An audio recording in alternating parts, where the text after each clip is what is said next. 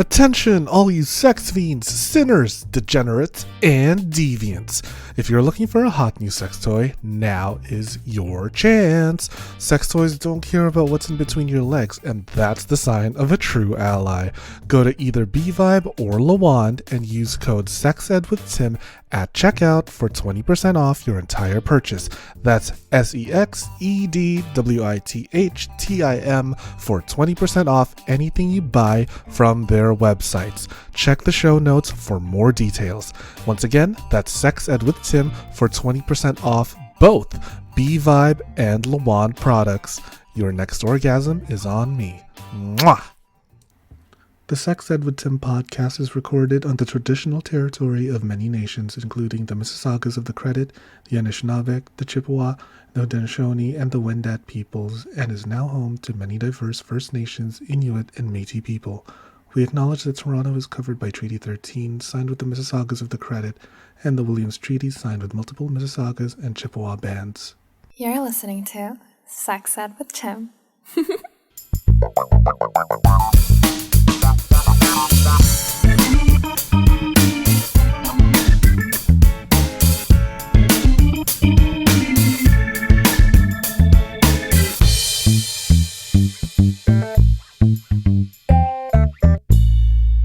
Hello and welcome to another episode of the Sex Ed with Tim podcast. I am your host, Tim. I'm a certified sex educator. I identify as chaotically gay. And listeners, guess what? I just found out what's similar between a demolition expert and a pro dom. Get ready. They're both good at wrecking balls. Oh my God. Right? Mistress, what do you think? They're both good at wrecking balls? I think so too. I've had a lot of experience of doing that. So yes, lots of many years of wrecking balls. All so fun. Just makes me happy every time I think about it. You would dominate the construction site. I bet you would. Yes, the whole construction site would be like gone or under Absolute my control. Or yeah, definitely. Definitely. Oh my goodness. I'm so glad that you're here, listeners. If you don't know who that was, or if you just didn't read the show notes for whatever reason, I don't know why you're here. My guest today is none other than Mistress Jennifer. Hello, I'm Mistress Jennifer. How are you? Hi, Mistress Jennifer. How are you doing today? I am good. Good. Thanks for having me on your show. No, thank you so much for coming on. And I could not think of a better guest to talk about this because I've already had an episode all about pro-dom and domination, BDSM and all that. So you are also a pro-dom, yes? Yes, I am. For 12 years, actually. Mm-hmm. For 12 years. Okay, take us back in time. How the heck have you been such a good pro-dom for the last 12 years? A lot of adapt to change, a lot of just, as patient as I can be without being too, overbearing, because, in my profession, you have to be that way. So I have to think, okay, well, we're in a different time now, the past couple years. So you kind of have to go with what has been, dealt out, but you just kind of adapt and go. And, if you know what you're doing, then, you kind of have to, where to start and where to kind of go from there. Right. How did you start, if I may ask? Oh, sure. Well, a friend of mine who was into this, she actually took me to one of her subs and she says, well, we're going to go spank this guy. And I was like, we're going to do what? And because I had never been into any of that before. I worked in the newspaper industry for 15 years. I actually had run adult advertising, for a weekly paper here in Houston.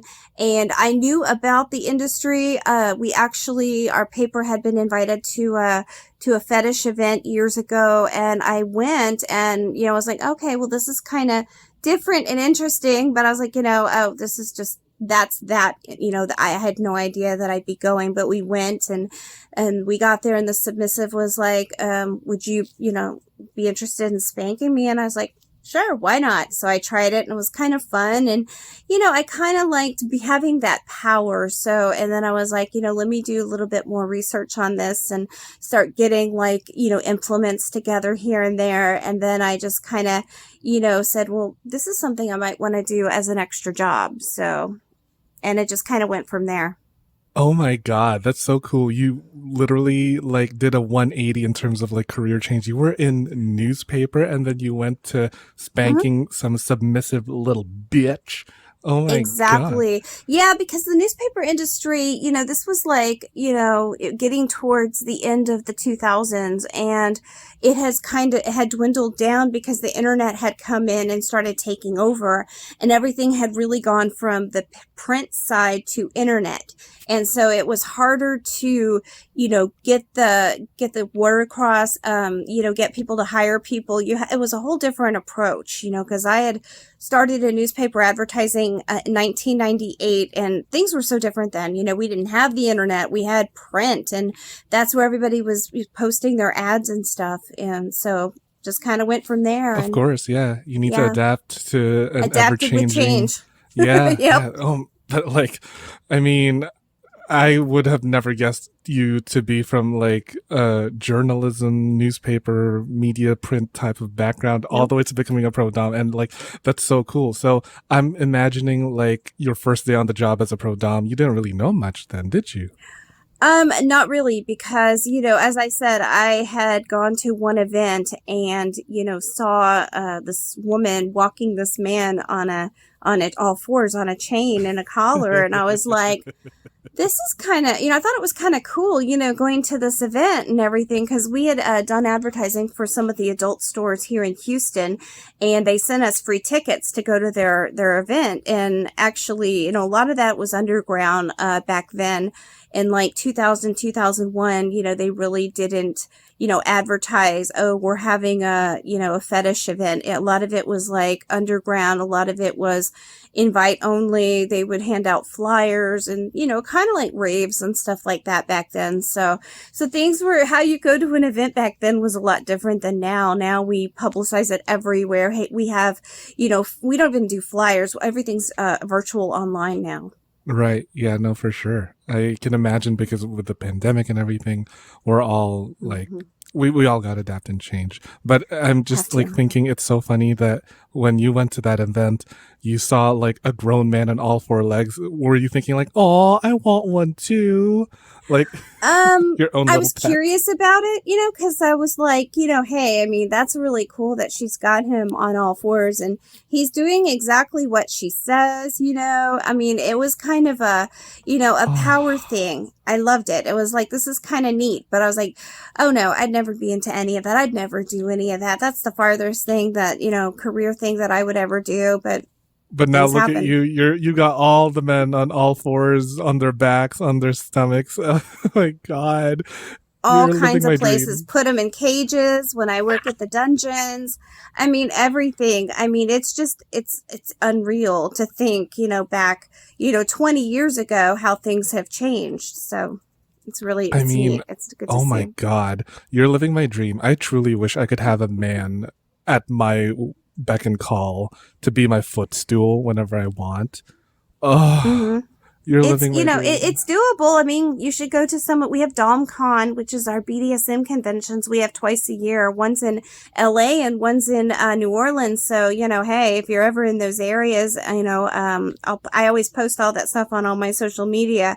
So everybody usually knows because I, work at the dungeons in LA when I'm there. So yeah, I it's a love lot of it. fun.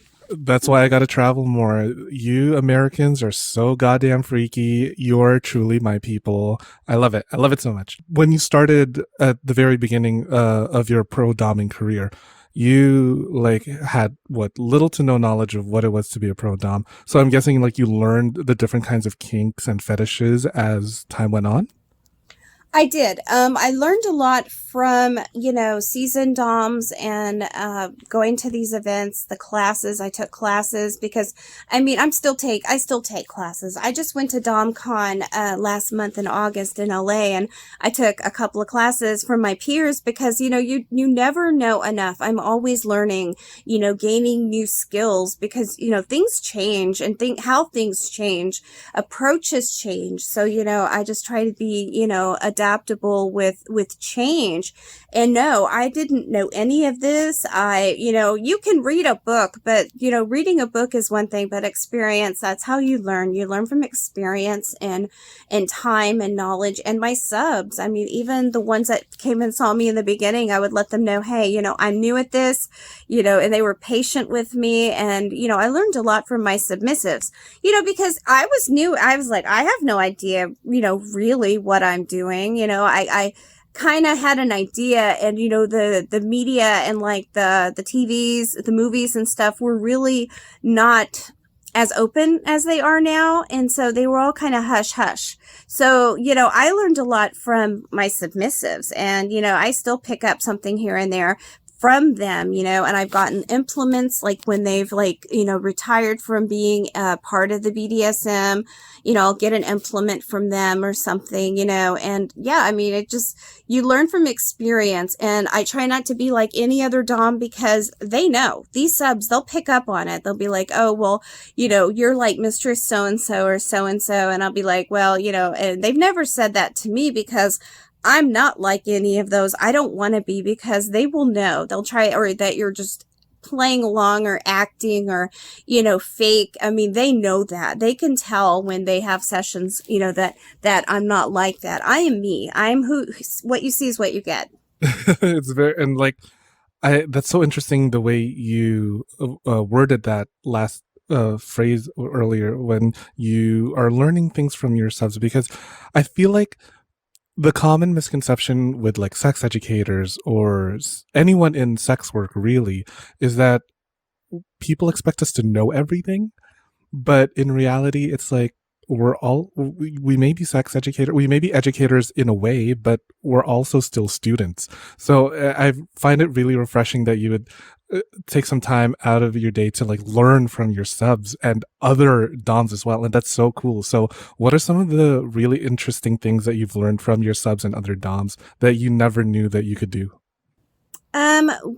Especially of course, like spanking, I never knew I could really spank anyone. I have a 24-year-old son who actually, he's very supportive in what I do. He doesn't go to my events really. He's made like 2 appearances. I don't think I want mommy. I don't want to see mommy in a leather spandex suit. My mother, no. I would not want to see my mother, God rest in peace. But yeah, no, I would not want to see my mother in any kind of that, type of environment. I'd be like, it's not Halloween, so no. Not yet. But no, he's come to a couple of my events. He's brought a few of his friends, and he went to a benefit that we did for this one place that actually was arsoned in Houston, the Wild Collection, and we did a benefit for them back in 2019, December of 2019, and he came out with his, with his friends, and, they actually had like performances on stage, they had burlesque, all kinds of stuff, so,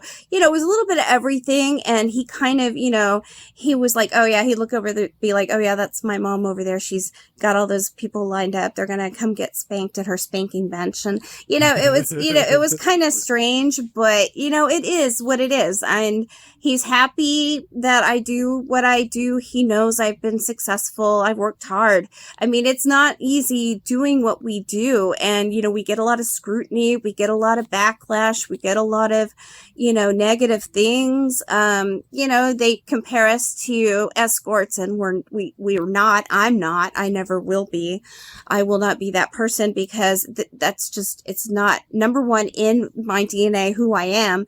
And plus, domination and submission and all of that is power, having power over another person, not, sex not or whatever. The sexual act, not really. Yeah. Mm-hmm. Exactly.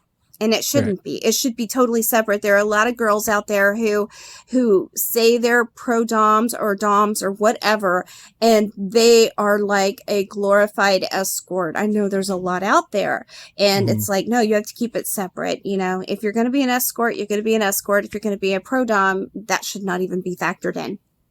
Ooh, it's really interesting you say that, because I was an escort for about 4 years, and I don't think I could do what you do, because that takes a very specific mindset, right? Like Mm-hmm. when I did have clients who paid me to like engage in a kink or a fetish or something, I had to like Mm-hmm. consult the brain power that is my network of other sex workers and be like, okay, Mm-hmm. y'all, how do I do this? I don't know what exactly it is. What is blood play? This guy just Right. dropped the term scat. Like, huh? What? So it was Yeah. really interesting. So, what are some of the things that you picked up on, like skills, specific kinks that you never thought that you could do? Like wax play, I never really was, I didn't even know, much about that at all, but I actually had taken a class on it. Sounding, I took a class on that. I didn't know much about that. The electro with the violet wand. I started doing the violet wand, practice like 5 or 6 years, and I've been getting more and more into like the wax play in like the last maybe year or so. I actually bought some candles and ventured into that. Actually bought the ones that you sell at the adult stores. And I know that never use the like real candles, because that will be very harmful It's gonna and will really burn. burn the person. Exactly. So like they actually have BDSM candles that you can buy that you can use that are safe, that don't get as hot.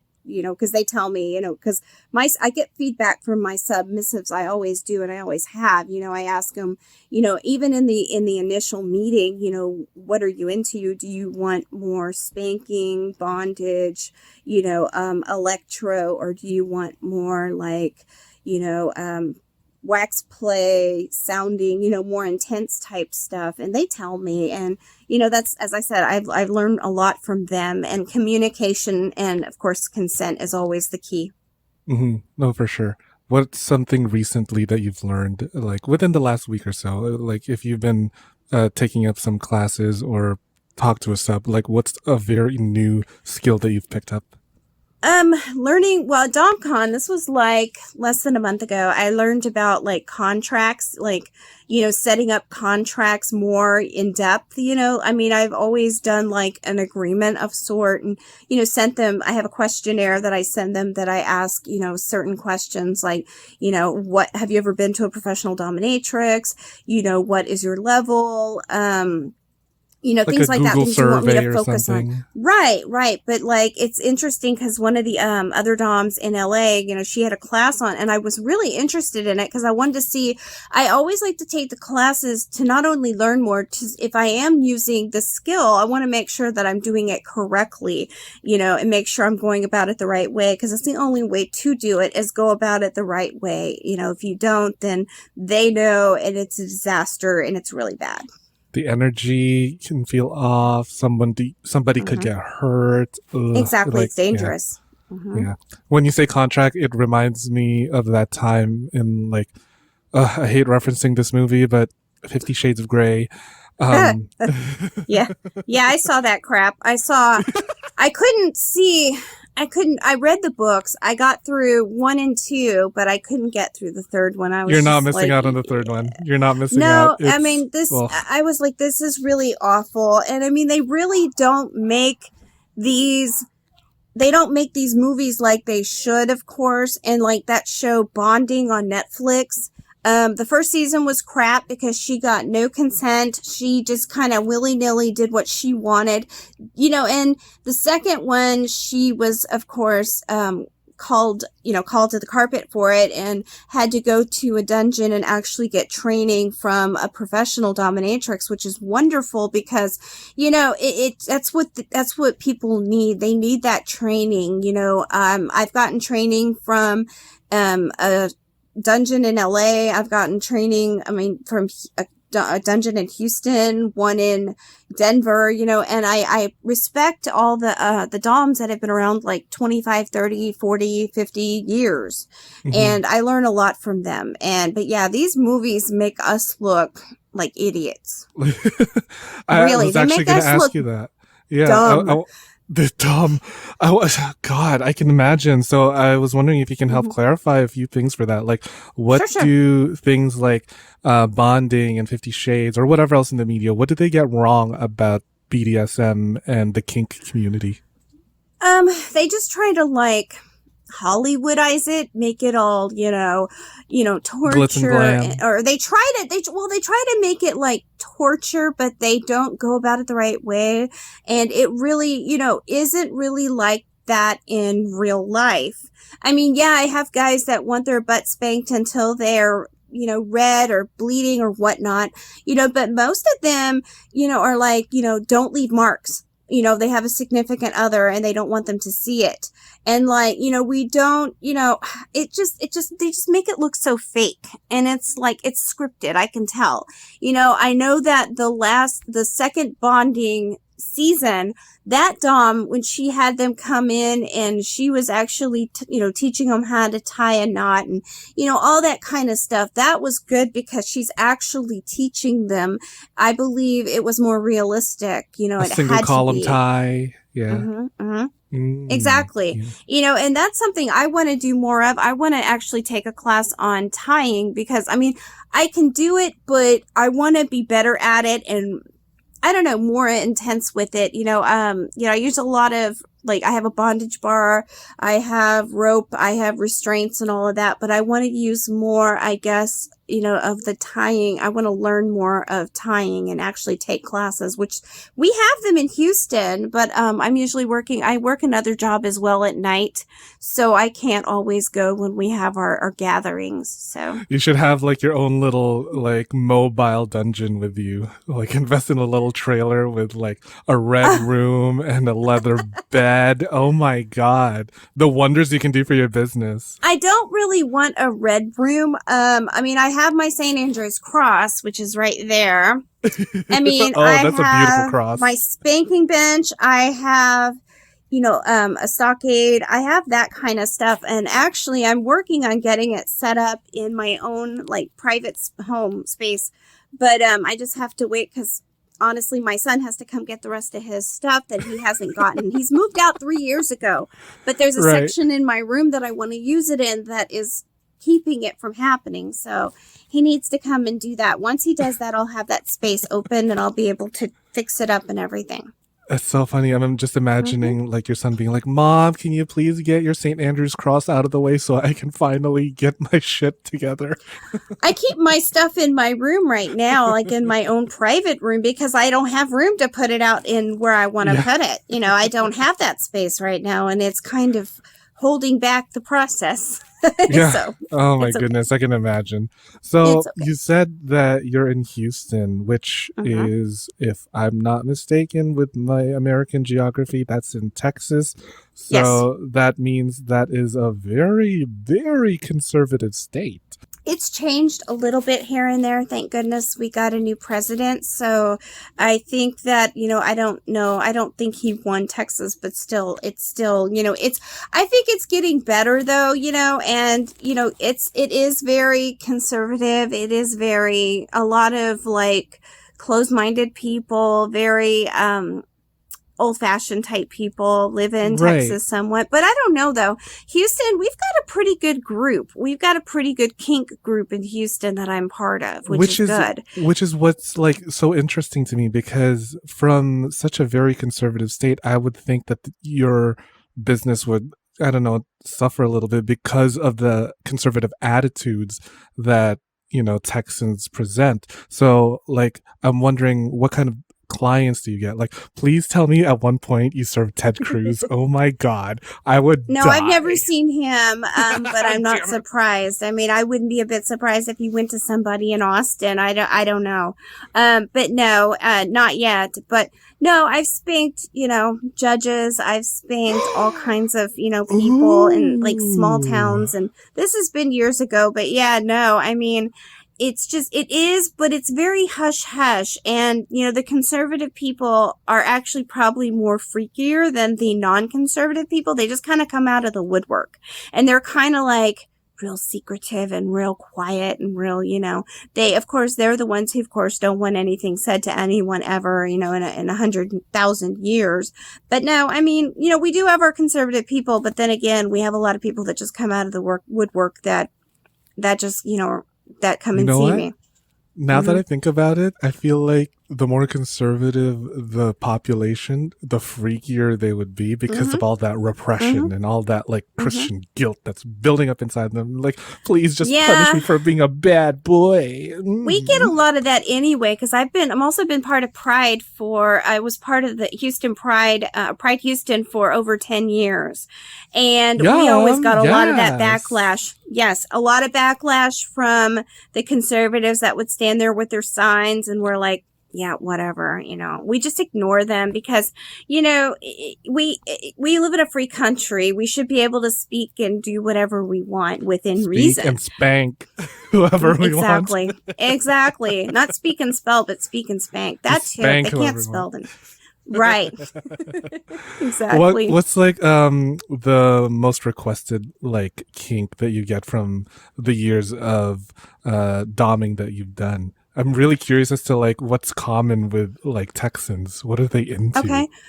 I get a lot of, this is strange, but I get a lot of adult babies and cross dressing. A Really? lot of adult babies. A lot of guys want to wear diapers. They want to, have baby food fed to them. They want to have, drink out of a baby bottle, and then I have my others that want to cross dress. And, they're always like, oh no, I have a wife and kids. I'm totally not like this. And I'm like, I don't judge.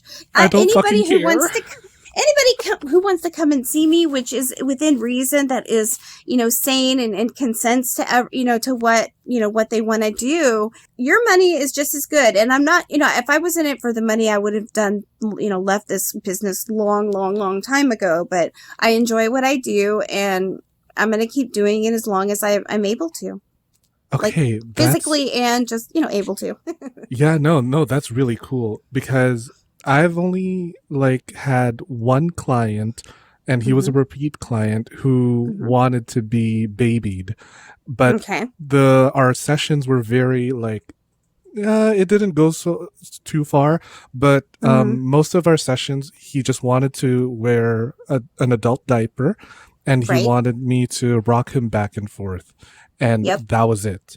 I was Yeah. like, is it, I guess this is it, like I'm being someone's daddy or something. Like I Mm-hmm. don't know what else to say. Like, your father never loved you, so now you got to come to me. I'm gonna take care of you. So I'm like, I didn't That's know what what I they was miss. doing. They miss that nurturing from their like moms or dads or whatnot. They miss that, because I guess a lot of them Oh, didn't get that when they were kids.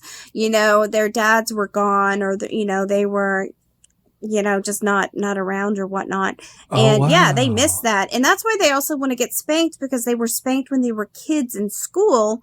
And then they want to relive that, when they were, bad or whatever in school. I mean, I have one guy I chained to a sink for an hour like a dog. He just wants to be chained to a sink and likes to look at himself. And I'm like, okay, no problem. He's been coming to see me for 10, 11 years now. And that's what he likes to do. I mean, hey, it is what it is. That's yeah. I mean, what you're into is what you're into, and like by all means, Right, go ahead. No one's getting hurt. Everyone here is right. consenting. But like, I'm much more interested in like what's going on in your brain. Like, why did you enjoy this? I'm not judging, but like, what made it so pleasurable for you? Because I think the question here is, I'm asking you as like an experienced pro dom, what is it that you see in clients that they're finding pleasurable in acts that aren't necessarily pleasurable? Like, what's so nice about getting spanked or being babied or cross dressing? It's just something that they enjoy and something that they don't get to do when they're with their significant others, because they would be, I guess the significant others would be appalled, or they'd be like, can't believe you're into that, just with label them as freaks or something. And, as I said, they want to come to me to relive things maybe that happened when they were kids, or, just some fantasies they have. They tell me, oh, I have a fantasy of this and that and whatever. And, that's what they want to do when they come see me. They want to live out their fantasy. They want to give up the control. I have a lot of guys who run businesses and heads of households, etc. And when they come see me, they want to give up that control, that, being in charge type thing. They want to give that up, and they want to give that power to someone else, because, it's like a getaway. It's like, a a vacation, you know, a An release. escape. It's something escape. Exactly.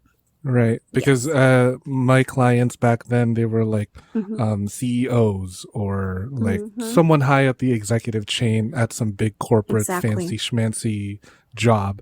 And I was like, I don't know why you need to tell me your occupation. I'm just here to have sex with you. Well, it's good to know that when you screen them to find out what they do for a living, because, you know, in my state, even any kind of sex work is not legal. I mean, what I do technically, I mean, if it's consensual, you know, it's not illegal, but by law it is illegal, but I like to find out, you know, I screen them pretty heavily. I like to know like what they do for a living. I like to have them send me a picture. I like to have a phone conversation with them. And I usually require a deposit with all my new people because my time's valuable, their time's valuable. And everyone needs to get their money's worth. Exactly. Yeah. And after like the first time, I build profiles on my people internally as well. You know, I'm like, okay, well then I know exactly like, well, this person likes XYZ, this person likes this person likes that. And then after the first initial session, not only do they not have to some do pay deposits still for my time, which is wonderful. And I'm very thankful for that, but they don't have to. They can, and I just remember, you know, I build profiles on all of my subs. It's like, I know what they like, especially the ones I've known for 10 plus years. We'll be right back after this commercial break. Yes.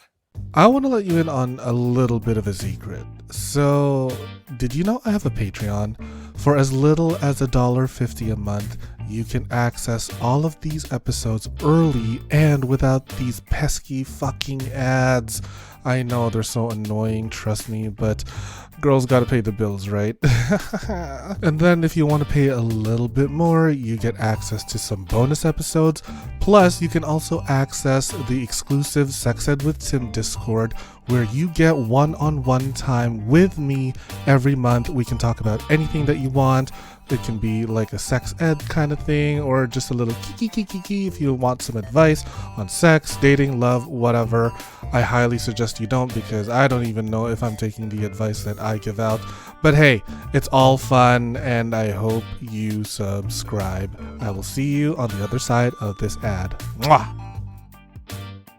Do you like feeling sexy and looking sexy? Of course you do. Only my listeners are sexy as fuck. I have partnered with fetishwear designer Dale Kuda to bring you the hottest deals on custom jockstraps, harnesses, hats, and more. Head over to dalekuda.com, that's DALEKUDA.com, and use code SEXEDWITHTIM at checkout for 25% off the entire store. Yeah, you heard me. 25% off. And cherry on top, free shipping. Oh my god. I have a few of the stuff that he has made for me, and girl, I'm wearing it right now. I'm wearing like a little jockstrap so that I could easily just like slip a little butt plug or dildo every now and then here and there. And I'm on the train, I'm just like, thank you, Dale. That's dalekuda.com with the code SEXEDWITHTIM for 25% off your entire purchase with free shipping. With a deal like that, I swear I could come buckets, honey. The show is about to begin. Yes. What makes a good sub in your opinion?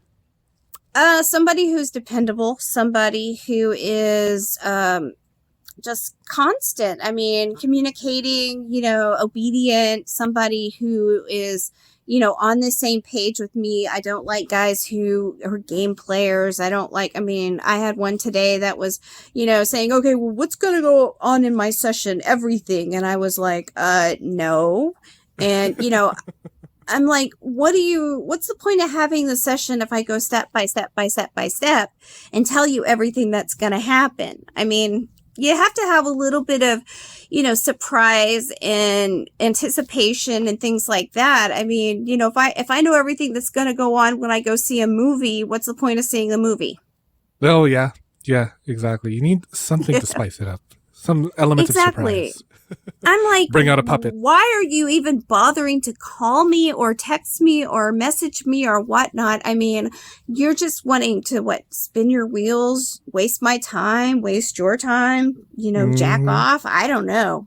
Whatever, Have they ever jacked off during a session? Like, is that a hard limit? They do that because that's what they like to do. I'm like, that's your thing, whatever you want to do. The guy who stands in front of the mirror that is, chained to the sink, he does that because that's what he likes to do. But yeah, I mean, they can do, if they want to do As that. long as they lick it clean. I'm not Right. cleaning up I've your actually mess, buddy. I've actually spoon fed it to them in a spoon before. Oh my God. Mhm. Tell me about that. Some guys like that. I don't know why. They just do. They like to, when I have they can release into I don't know if they say, okay, well, I want to, eat it afterwards. Like, okay, so I'm there and I put either like a spoon or a dish or something and I'll just scoop it up and like, here you go, and yeah, they're fine with that. I'm like, you enjoy that now. Not my thing, but if you like it, you like it. Hey. Eat it like a little tiny bitch that you are. Oh my God. That's hot. And they do. And they do. And some of them want me to force feed them, say, here, make them open their mouths and stuff. And because they say they want to do it and then they try to back out in the end. I was like, no, too late for that now. Too late. Too late. You're going to swallow it or you won't get any dessert there, little boy. Exactly. You've eaten your applesauce and now you have to eat this and, then you'll get some Jello afterwards or something. Yeah, exactly. Oh my God. That's so interesting. Is that has that always been something that you've noticed, or is that something that's changed over the years of your doming experience? It happens sporadically, not that often, but it does happen here there and again sometimes. It's not that common, and it happens it'll happen once and then it'll be maybe 6 months to a year later, another person. But yeah, nothing very consistent on that. Most of them are like, I'm good. You're good.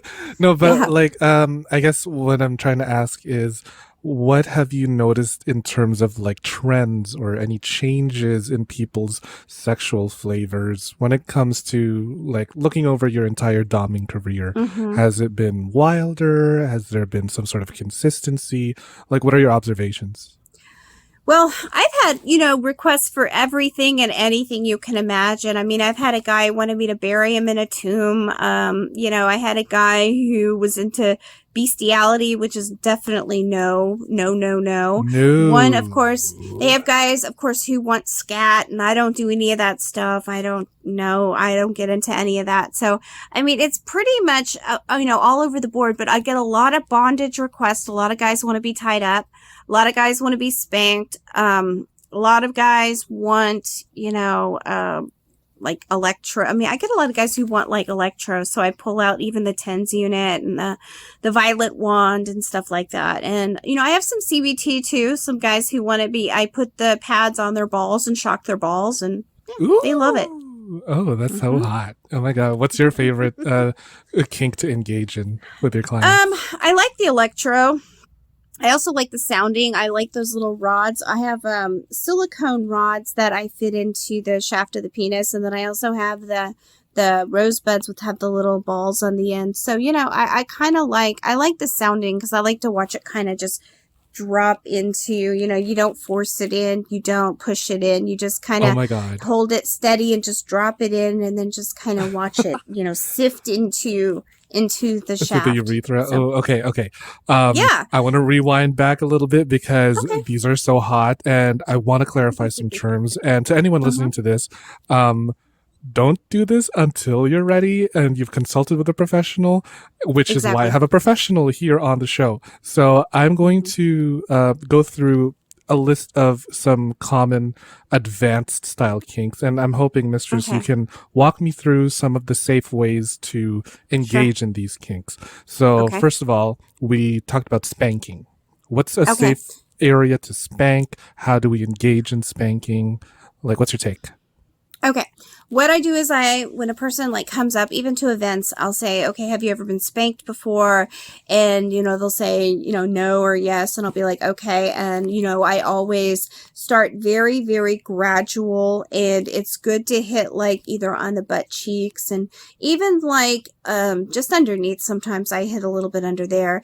Or when you do flogging, you do the shoulder, like the shoulder up above like where the shoulder blades are, up at the top of the shoulders. You don't do the middle of the back. You don't do like the lower back, because that's where all the vital organs are. Yeah. And you don't want to damage anybody's internal organs. So you stay away from those two places, like the top and like the bottom where the butt is and stuff, in that area. So that's where the only two places that I won't really, like if somebody wants to be flogged on their middle back, I'll be like, are you sure you really want this? And I'll tell them, I'm not going to go very, hardcore on that, because it's a very sensitive area, and if they really want me to, I will, but I have to tell them, look, you know what you are consenting to. If you know what you're getting into, if you've done this before, we have, I always discuss it with my person. There's a safe word always incorporated, because, you have to have a starting point and an ending point of, like if it gets too intense, say yellow, or, starting to, and then red if it gets really intense, or choose another safe word, pineapple. I had a guy today chose purple, and I love that color. It's my favorite color. So it's like, okay, perfect. So yeah. So when it gets to that point, I say, okay, well, tell me, and then I'll, back off, because I know, okay, well, they're at their limit and it's time for me to back off, because I don't want to hurt them or do something that they don't consent to. Right. So avoiding major vital organs and avoiding like the sensitive areas filled with nerve endings. So ideal spanking spots are like your shoulder blade area and your ass cheeks. Right, not really that's for like flogging. I don't spank anybody's shoulders. I don't spank anything like that. I just do the flogging, like a light flogging for that, like a sweeping motion, basically, because, you don't want to, slap them on the back with a paddle or the back of the shoulders. And I don't do any of that. I've never even heard of anybody doing any of that. So yeah, I just do like a sweeping motion, flogging on the shoulders, the shoulder blades, and then like up top, and then on the bottom. Yes. Excellent. Okay, so next I have on the list is CBT, aka cock and ball torture, not cognitive behavioral therapy. Made that mistake before. That could be too, actually. Getting somebody to behave a certain manner. Their tune changes once you like kick the balls and squeeze the balls and punch the balls and tie up the balls and put clothespins on the balls. And I know some DOMs. Yeah, clothespins. I put clothespins all over the balls. And, I know some subs that, do needle play. I don't do needle play. I don't like needles. I don't like blood. I don't do any of that. I have done thumbtacks, but that's as far as I go on that, because if I see blood, it's like, no. I've even done thumbtacks on people's like belly button areas too. I have a guy who likes thumbtacks pushed into his stomach, and he's well experienced with that. He's been having that done for years, and he and I have an understanding. We know that that's what he wants, and he's consented to that, and that's what he asks for when he comes to see me. So yes, but yeah, cock and ball torture's like anywhere from tying up the balls. I can use the electro on them, as in the TINS unit. I can use the violet wand. There are like zappers out there. There are all kinds of stuff that people, like, and they like to be kicked in the balls, punched, squeezed. There's guys who really want severe stuff. I've even had guys contact me about castration. I don't do any of that. I said, you need to seek, number one, a professional, as in a psychotherapist or a psychiatrist on that first, and then proceed with a medical doctor, because I don't have that kind of license. I don't have that kind of authority. Oh my gosh.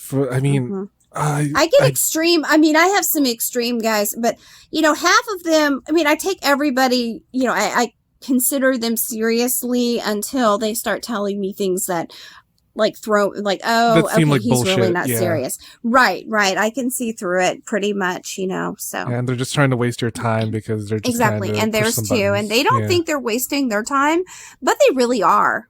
Yeah, no, that's actually so stupid. But like, oh boy, I just can't imagine like how much damage can the cock and balls actually take when engaging in CBT? I've had them start to bleed before, even from like slapping them with a riding crop and things like that, and if I start seeing a little bit of like blood or anything, I usually am telling them, okay, this is getting a little intense now, just letting you know. And then I normally will back off, and then I'll get the alcohol wipes and I'll clean them all up and everything. But yeah, no. So you gotta have medical or first aid stuff on hand. Oh yeah, I keep all that on hand, especially with the pandemic. I have, my alcohol wipes, I have gloves, I have all that. The next thing I have on the list here is something that you actually mentioned earlier in our conversation, electroplay. What exactly is electroplay? Well, that can be anything from like a violet wand. There's the TENS unit that you can use the little pads that I use to put on their balls. They have these zappers that they sell at the stores. Anything really electrical. I've even heard of people using like tasers. I don't use that in my sessions. Tasers? People have people wanting to be tased. No, I'm good. I have a taser, but we keep that at the store where I work for safety reasons in case we ever have a problem, which no, we knock on wood, we really haven't. We get just random street people, but they're harmless usually. We just, if they get a little, out of hand, we ask them to leave. But no, but I don't, I just use my violet wand and my TENS unit basically for that. Now, are these tools that anyone can buy at like your run-of-the-mill sex toy store, or is there something special about these? You can order like the TENS unit. Those are kind of, they're at the adult stores, but not all of them. Like I work at a store in Houston, and we don't actually have right now, we don't have a violet wand or a TENS unit, but it depends. Like, there are stores in Houston that have them, and also there are online. I usually get a lot of my stuff from either Amazon, or I get them from, even like when I go to DomCon, I'll get them from the vendors that sell them, because I have their stores that set up their booths, and I'll go by and I'll buy, not only like a paddle or a flogger. I will get like, I've gotten like attachments for the violet wand, because they make them now with silicone, but they only used to make them with glass, and occasionally I would drop one and break it, and it's like, oh, I've got to get another attachment. But yeah, you can, most of those you can get like even on like, I don't know, the stockroom.com or any of the other, type of extreme restraints, different websites. I get a lot of my stuff online, because not only do I get a better price, also it's hard to find in Houston at some of the stores. I bet, yeah. So what exactly is the point of electroplay? Like, just to feel like the sensation of being electrocuted? It's sensation play. They like the way it feels. Like for some reason, they like having that that shocking sensation. There's also like a conductor that a little box you can put under them, and you can also take your hand and run it over them, and you'll have that magnetic, that electro sensation in your hands as well. I've used one of those as well. Those are a lot of fun. Okay, but yeah, that sounds kind of scary to me, mainly because I have like a heart condition, and I feel like any sort of like electricity flowing through me might just like kill me, and that'll be the end of me, and there's no more podcasts, and there's no more Tim, and the world is all of a sudden a darker place. Oh no. But like, what's like a safe way to engage in that? You have to discuss it with the sub first. You have to ask them, do they have any kind of health conditions, limitations? That has to be discussed. Do they have high blood pressure? Do they have a heart condition? I have some that have gone through cancer treatments, things like that. So yeah, that has to be discussed in the beginning when you first do the initial meeting, because you need to find all that out, because you just can't go in and do some electro on somebody that might have a problem, or a condition like you might have. Yeah. Because you don't want to kill them. I mean, you want to torture him, but you don't You want to don't know kill me, him. mistress. What if I do want to kill him because I just want his money? Well, hey, do what you got to do, but leave my name out of it. I did not tell you to do it. I have no The crimes of the control Sex over Ed with that. Tim podcast are that of Tim alone, and Mistress Jennifer is not I have related. I have nothing to do with that. I'm trying to be a safe worker here, safe professional dominatrix / adult worker here. Not, I'm not trying to kill people. That's not my intention. And I will be the one to take all their money and dump the body It's in fine. an undisclosed location. But Okay. that's for another discussion. I don't know where the body is. I have no idea. I know You're not nothing. an accessory to my sexual murder. Nope. That's all you. Enjoy. As long as I get their money, right? Exactly. So, another thing I have here on the list, and you mentioned it again, sounding. What exactly is sounding? Okay, sounding they have these little, like, long, different size of rods. They're like metal rods. Well, there's also silicone. There's silicone sounds. There's the rosebud, they're the metal sounds, long sounds, but they have like the little ball on the end. And then there's just the regular sounding, the sounds that are the metal rods, and they make them in, different sizes. They start really, really thin and they work their way up. So what I do is I start, of course, really, really at the beginning, the thin, and then just go step by step by step. And when it just sifts in there, you get to a point of where it won't sift in there, and that'll be as far as they'll go. Now, because you can't, as I said, you can't force it in. You're inserting into their urethra? Yes, into the shaft, the hole in the penis. Yes. Okay. You just let it sift in there. Just let it just like relax, have a little vacation all on its own. Do its own thing, because you don't force it, you don't push it, you don't do anything like that, because that would hurt the person and you don't want to damage them. Right. So is that like supposed to be like a pleasurable experience for the sub, just to have like a full feeling in their shaft? They like that feeling. I've got a couple of guys who actually, that's what they come and see me for, and that is it. They only want to come and get sounded. And, it is a special human to experience that, I can imagine. But, hey, no judgments. This one guy's been a sub of mine for years. And, if they want that, that's what they like. I mean, that's what they're into. And it's good with, it's fine with me. Right. Is sounding more meant for people with penises, or can it be for like someone with a vulva? I've never done any sounding on a woman. I really honestly don't see women because, I don't know. Number one, I really haven't gotten a huge inquiry from a woman, and it's very rare that I do. I mean, I'll spank them at the parties and at the events. We'll have girls lined up around around the bin, around the table or whatever. But yeah, no, they don't really want to come and see me. I mean, I've had one male sub who's brought his girlfriend, he brought her into the dungeon one time, and she wanted to watch get him spanked, but he had been a sub of mine for years at that point. He has, so I knew him really well, and I trusted him to bring in a nice, sane human being, hopefully. But yeah, no, I usually don't see women. I usually just see men. I don't really see couples either, because a lot of the time the guys want me to like hook up with their wives and stuff, and that's not what I'm about either. Much. That's asking for too much at that point. Yeah, I'm like, no, I don't do that. Mm-mm. You'll have to pay me extra for that. You don't pay me at all for that, because I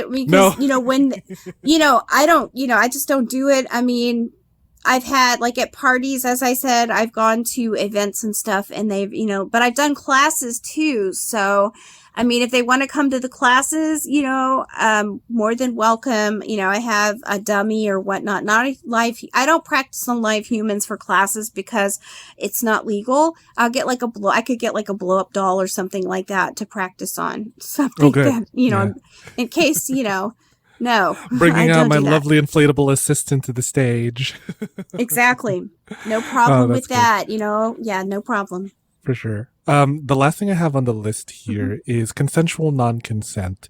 And that may not be super advanced, but I feel like this does need talking about, right? Because a lot of people, when we talk about consensual non-consent, there's like this fantasy of like your partner that wants to keep going even as you say no. So I think it's really just more of a mind fuck kind of thing when it comes to CNC. And I was wondering, what's your experience like with CNC, and how do we like carry that conversation with like grace, with compassion?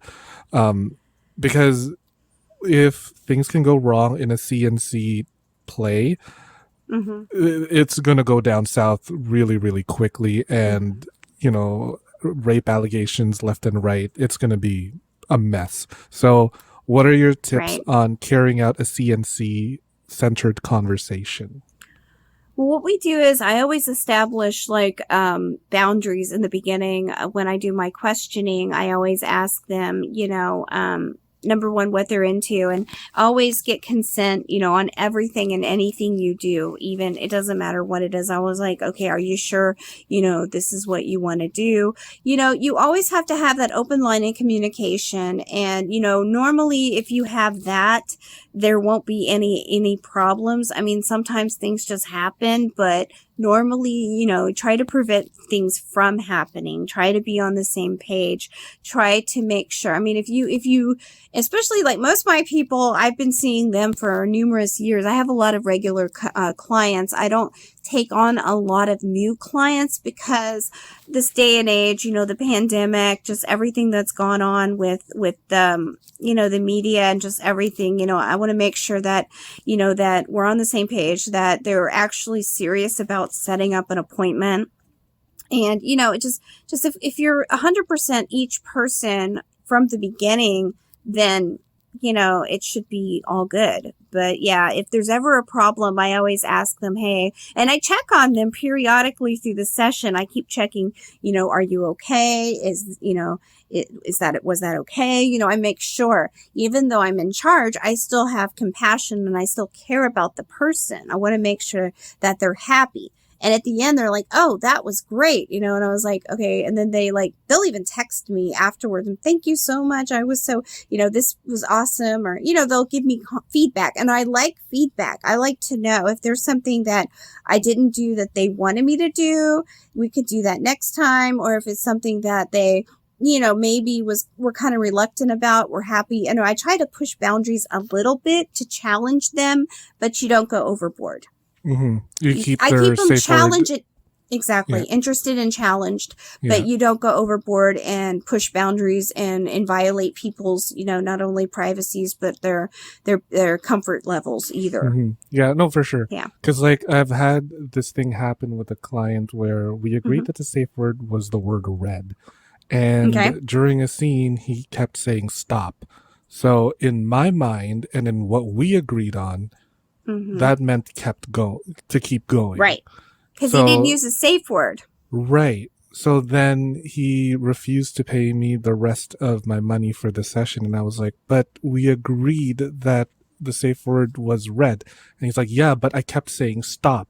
And like, you saw my body. I was like, but I thought that was your, like, you know, role play. That was you acting out. So I'm like, right. So you should always establish a safe word in the beginning and remind them. You should have said, stop is not your safe word. Stop is not your safe word. Stop is not your safe word. Keep saying stop is not your safe word. Your safe word is red. Unless red comes out of your mouth, you know, that should be your safe word. Yeah. Don't say stop. If you say stop, I'll be like, I'll be like, but red is your safe word. You know, and they'll be like, oh, and then they'll be like, oh, Dom. So like as a Dom, you also have a sense of responsibility to remind the sub of like what the situation is, or like, I do. I keep their mind fresh, and also yes, with this, especially with the safe word. If they tell me to stop, that's exactly what I would have said. I would have said, well, you know, red is your safe word. Don't you remember? That's what we established when we started the session. Oh. If you want to change it, you can change it. But we have to agree that you want to change it. If you don't want to change it, we're going to keep it red. And if you don't say red, it's not going to be said. If you say red, I'll stop. Right. Right. You know? So, yeah. Okay. So there's So, yeah. definitely responsibility on both the dom and the sub when it comes to exactly. something as You can't let them, I've learned this a long time ago. You can't let them try to run the session. I mean, I have some who try to tell me what to do, and I stop immediately. I'm like, okay, do you want to be the dom now? Because I'm not going to let you be the dom, because I'm the dom here. You're the sub. I have to remind them their place, because they start trying to tell me how to run my session. And I'm like, no, that's not going to work. So you have to, remind them of that's their place. I mean, in this session. And besides, I'm not a switch. I'm never going to be a switch.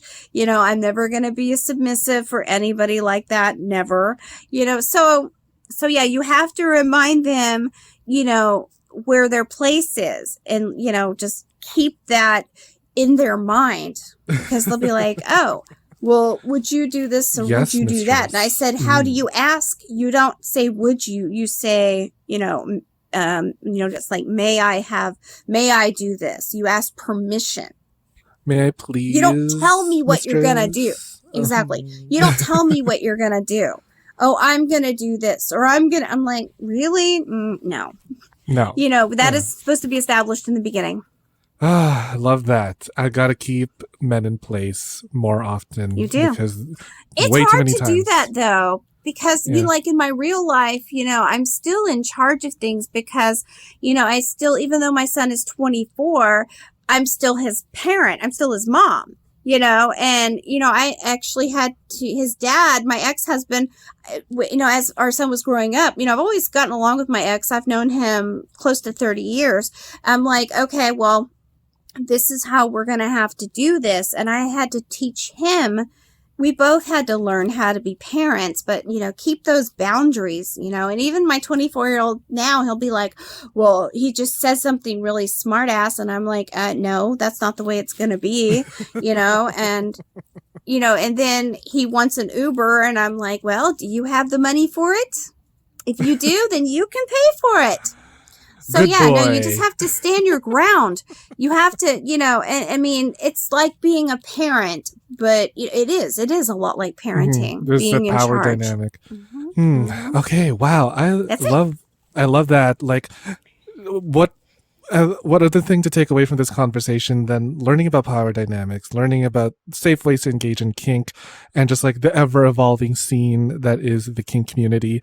Mistress Jennifer, you're so full of wisdom and knowledge, and I'm really just what I've learned over the years. It's not, it is wisdom, but I'm still learning.